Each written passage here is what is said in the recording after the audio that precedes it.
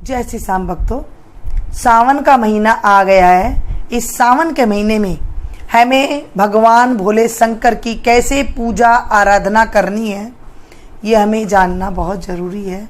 चलिए आज हम इसके ऊपर बात करते हैं। बोलिए शंकर भगवान की जय।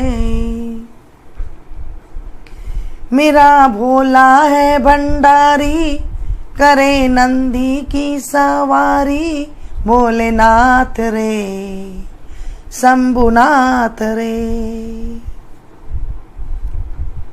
सावन के महीने की सारे भक्तों को खूब खूब शुभकामना। एक महीने के लिए हमारे पास भगवान भोले शंकर, उनका परिवार आ रहा है। हमें उनकी कैसे सेवा आराधना करनी है, ये हमें जानना बहुत ज़रूरी है। शंकर के ऊपर जल चढ़ाने से क्या होता है, सबसे पहले हम ये जानेंगे। भगवान भोले के ऊपर जल चढ़ाने से हमारे घर में सुख शांति समृद्धि संपदा मनोवांछित मनोकामना की पूर्ति होती है। जो भी मनोकामनाएं हमारे भगवान शंकर उसे पूरा करते हैं। मैं जितना इनके ऊपर गुणगान करूं वो कम है। गुरुवार से चालू हो रहा है भगवान शंकर के दिन, तो हमें सुबह सवेरे उठ करके, आपको जब भी आराम से आप कर सकते हैं, लेकिन फिर भी अगर ब्रह्म मुहूर्त में पूजा की जाए तो अभी अति लाभप्रद होती है। भगवान शंकर को अगर आप खाली जल चढ़ा देते हैं, सिर्फ एक लोटा जल चढ़ा देते हैं, तो उससे क्या क्या होता है सुनिए।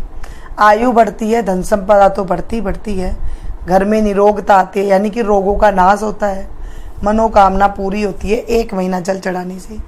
इस एक महीने में हमें इतना अथाह सुख मिलता है, करोड़ों करोड़ों गुना हमारे घर में सुख शांति आती है। करके जैसे मैं बताती हूँ वैसे करके देख लीजिएगा। ये मैं नहीं बता रही हूँ, हमारे गुरुजन बता रहे हैं। हमारे गुरुजी शंकराचार्य जी जैसे बताते हैं, मैं आपको वही बातें बता रही हूँ जो उन्होंने मुझे बताया था। भगवान शंकर के ऊपर कैसे जल चढ़ाना चाहिए। देखिए, सबसे पहले तो कहते हैं कि सिर्फ एक लोटा जल आप सिंपल चढ़ा लें, उसमें कोई भी दिक्कत नहीं है। अगर आप यहाँ वहाँ से सुन करके कहीं से, जैसे गन्ने का रस हो गया, कोई मूंग चढ़ा रहा है, कोई कुछ चढ़ा रहा है, ऐसे नहीं करना चाहिए। अगर आपको किसी आचार्य जी ने बताया है, कोई ग्रह गोचर आपकी देख करके, तब तो आप वो सारी चीज़ें वैसे वैसे चढ़ा दें। अन्यथा ऐसे मन से नहीं चढ़ाना चाहिए कि कौन सा आपका ग्रह कैसा है, ये पहले जांच पड़ताल करके ही करनी चाहिए। ऐसे नहीं कि हर कुछ चीज़ें ऐसे हो। नॉर्मल जैसे पूजा होती है आप वैसे कर लें, कोई दिक्कत नहीं है। सबसे पहली बात तो ये है, जल चढ़ाने की विधि जानिए। भगवान शंकर कई जगह पर ना नीचे ज़मीन से टच करे हुए होती हैं, वहाँ पर हमें कैसे जल चढ़ाना चाहिए। वहाँ पर हमें बैठ करके आराम से बैठ जाइए, आलती पालती मार के फिर जल चढ़ाइए। वहाँ पर ऐसे जल चढ़ाने से पूरा हमें फल मिलता है, उसमें कोई भी दिक्कत नहीं होती है। खड़े होकर के वहाँ पर जल नहीं चढ़ाना है। और कहीं कहीं पर डमरू के आकार के शंकर भगवान होते हैं, शिवलिंग होते हैं। जैसे नीचे तो ऊपर थोड़ी ऊंचाई में होते हैं ना, नीचे से चौड़ा पे डमरू आकार में होते हैं, जैसे आम शिवलिंग वैसे ही होते हैं। वहाँ पर हमें जल कैसे चढ़ाना चाहिए। जल दोनों पैर हम बराबर करके चढ़ाते हैं ना, ऐसे नहीं, एक पैर आगे और एक पैर पीछे, यानी कि सीधा पैर आपको थोड़ी आगे पे रखना है और बायां पैर को थोड़ा हमें पीछे रखना है। ऐसे करके हमें खड़े होकर के जल चढ़ाना चाहिए। इससे क्या होता है, इससे हमारे शास्त्रों में लिखा हुआ है, श्री सूक्त में हमारे लिखा हुआ है कि ऐसे करने से भगवान शंकर लक्ष्मी जी को आगे भेज करके हमारे घर में भेज देते हैं, पीछे पीछे आप आते हैं। है ना, कितनी अच्छी बात। देखिए, सिंपल सी बात है। ऐसे खड़े होकर के आप पूजा करिए। महाशिव पुराण में लिखा हुआ है कि किस तरह मुख करके हमें पूजा करनी चाहिए। हमें ईशान की ओर मुख करके पूजा करनी चाहिए, उसमें हमें पूरा 100% हमें पूजा का फल मिलता है। उत्तर की ओर मुख करके पूजा करनी चाहिए, तो हमें पूजा का फल अति उत्तम मिलता है। वैसे भीड़ भाड़ों का भी भीड़ हो जाती है, तो वहाँ पर आपको जिस तरह जहाँ पर सुविधा मिले वैसे आराम से आपको पूजा कर लेनी चाहिए। ऐसे हमारे शास्त्रों में लिखा हुआ है। पार्थिव शिवलिंग की अति महिमा है। आप घर में मिट्टी के जो पार्थिव शिवलिंग है वहाँ पर घर में रख के पूजा कर सकते हैं। किसी पंडित जी से वगैरह से पूछ लीजिएगा अगर आपको नहीं आता है तो। 108 अगर पार्थिव शिवलिंग बना लेते हैं और उनकी पूजा कर ली जाती है तो हमें अथाह सुख की प्राप्ति होती है, ऐसे हमारे शास्त्रों में कहा गया है। लेकिन शिवलिंग जो पार्थिव शिवलिंग बनते हैं हमारे जो उंगली के पोरे होते हैं उतने बड़े ही बनते हैं। आप किसी आचार्य से पूछ के तभी करिएगा।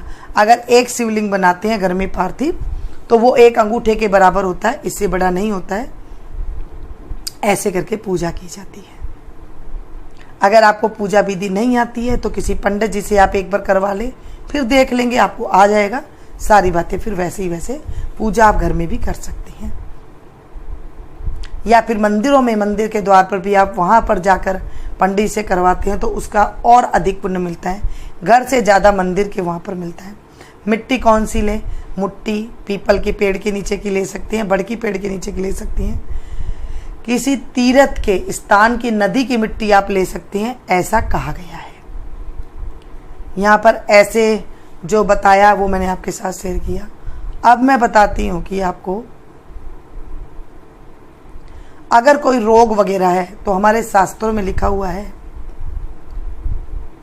कि वहाँ पर आपको जो सुगंध की शीशी आती है, इत्र की शीशी आती है, वो जल में चढ़ा करके अगर भगवान को स्मरण करते हुए, नमः शिवाय का जाप करते हुए अगर हम वो जल चढ़ाते हैं और भगवान शिव से हम प्रार्थना करते हैं कि हे प्रभु मेरा दुख दूर करे, मेरा रोग शोक दूर करें, तो आप देखेंगे आपको इस महीने के अंत में आपको जो दवाई का घर था वो दवाइयाँ कम होने लग जाएगी, ऐसा हमारे शास्त्रों में लिखा हुआ है।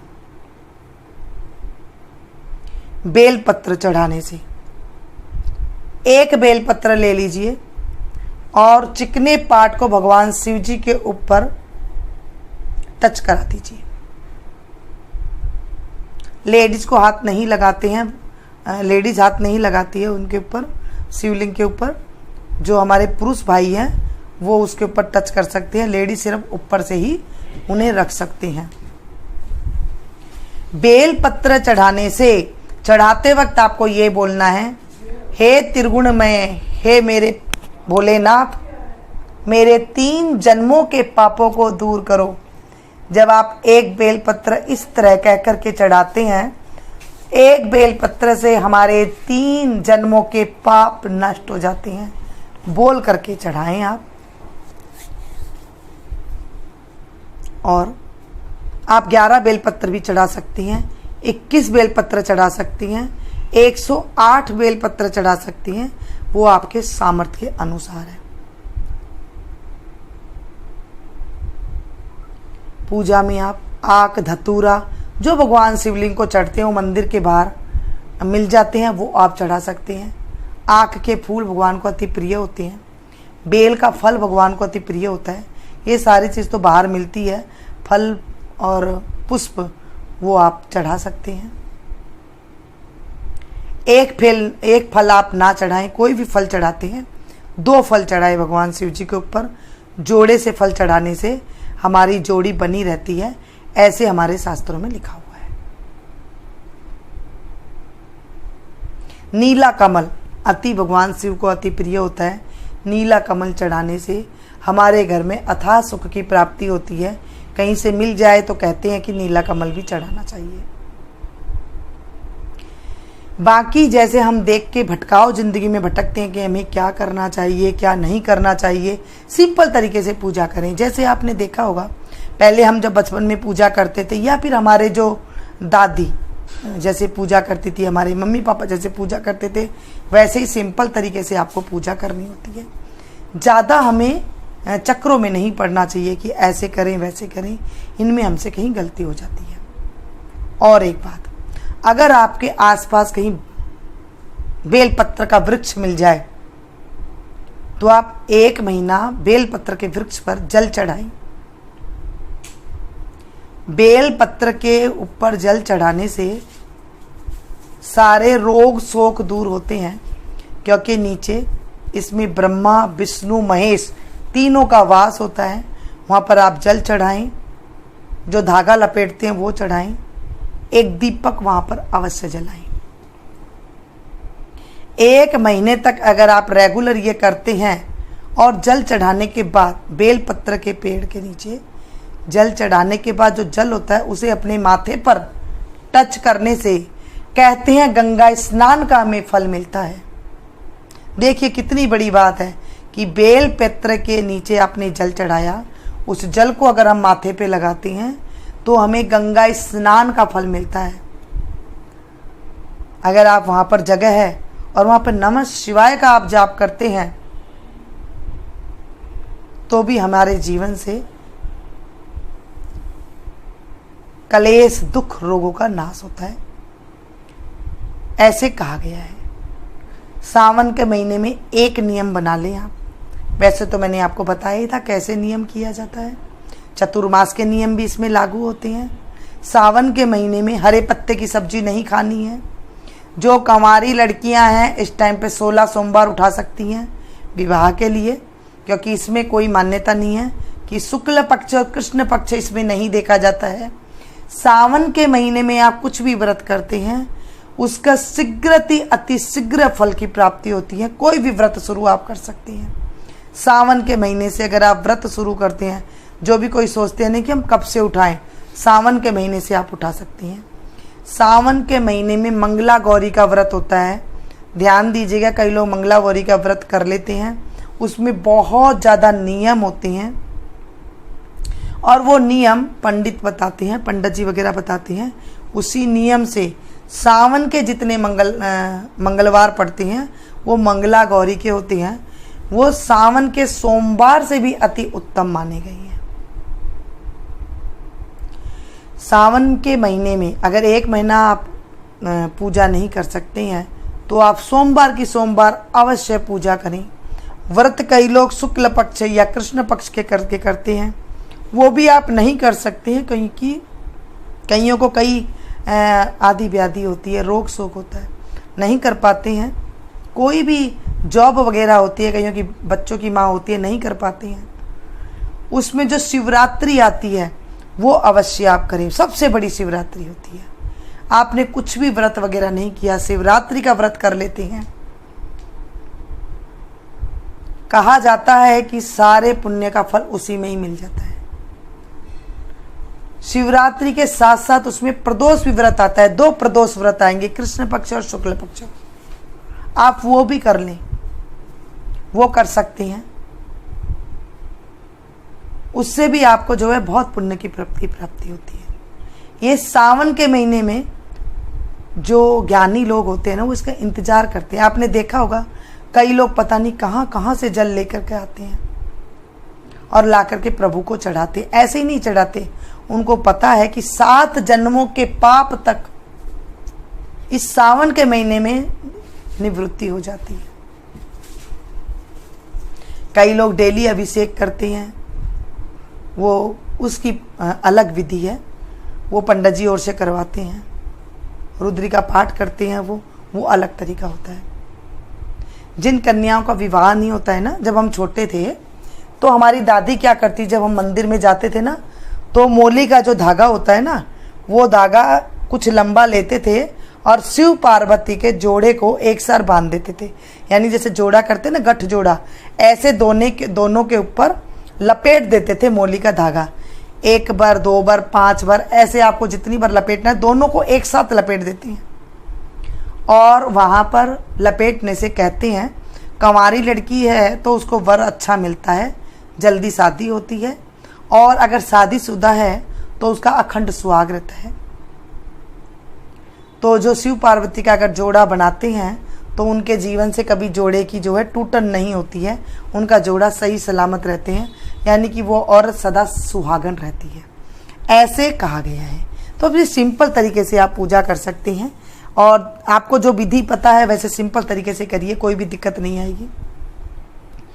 और सावन के महीने में और आप जो भी व्रत करते हैं ना, सिंपल व्रत अगर आप लेना चाहते हैं सावन के सोमवार तो आप उठा लीजिए, कोई शुक्रवार का व्रत करते हैं तो आप उठा लीजिए, वीरवार का व्रत करना चाहते हैं तो आप उठा सकते हैं। यानी कि इस सावन के महीने में हम जो भी व्रत पूजा करते हैं वो अति शीघ्र फलदायी होते हैं। कहा जाता है कि भगवान भोले ना अति भोले होते हैं, जो भी हम मांगते हैं ना वो फटाफट से पूरी हो जाती है। जो भी 9 ग्रह के दोष होते हैं इसमें सभी की दूरी हो जाती है, क्योंकि हम जब 30 दिन तक पूजा करेंगे, 31 दिन तक पूजा करेंगे ना इन 1 महीने के अंदर, तो सारे ग्रह जो होते हैं ना सारे अच्छे हो जाते हैं, शांत हो जाते हैं, कोई भी क्रूर ग्रह नहीं होता। जो भी कहते हैं हमारे पंडित जी लोग, राहु केतु शनि गुरु सब सही हो जाते हैं और हमारे सारे काम जो है अच्छे होने लग जाते हैं। बोलिए हर हर महादेव, शंकर भगवान की जय, माता पार्वती की जय। मैं मिलती हूँ फिर से एक और वीडियो में या नई जानकारी के साथ, क्योंकि वीडियो बहुत लंबा हो जाता है। जब मैं बोलने लगती हूँ ना मुझे पता नहीं चलता है, जो जो मेरे मन में आती है बातें मैं आपके साथ शेयर करती हूँ, जो जो मुझे याद आती रहती है ना वो बातें मैं सारी शेयर करती रहती हूँ। आप चलिए मैं आपको बाद में बताऊँगी ये वाली बातें। शिव पुराण पाठ का भी आप पाठ शुरुआत कर सकते हैं, 1 महीने में पूरी करनी होती है, तो आप ये भी पाठ ले सकते हैं। अति उत्तम है, अति उत्तम से अति उत्तम है अगर आपने घर के अंदर शिव पुराण का पाठ 1 महीना कर लिया।